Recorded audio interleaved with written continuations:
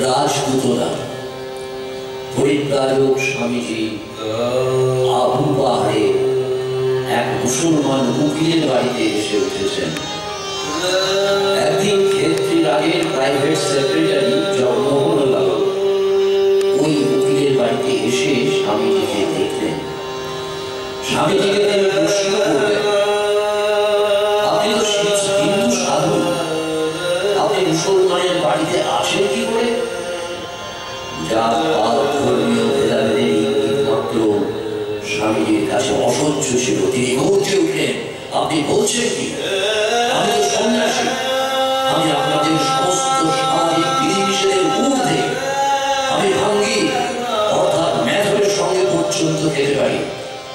ভগবান অপরাধ নেবেন সে ভয় আমার নেই, কেননা এটা ভগবানের অনুমোদিত। শাস্ত্রের দিক থেকেও আমার ভয় নেই, কেননা শাস্ত্রে এটা অনুমোদিত।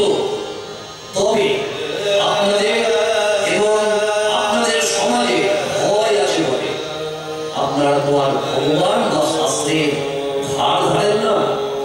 আমি দেখি বিশ্ব প্রপঞ্চের সর্বত্র ব্রহ্ম প্রকাশিত আছেন, আমার দৃষ্টিতে উঁচু নিচু নেই, শিব শিব। স্বামীজির কথায় ভঙ্গিতে যেন বিদ্যুৎ বিচ্ছুরিত হচ্ছিল।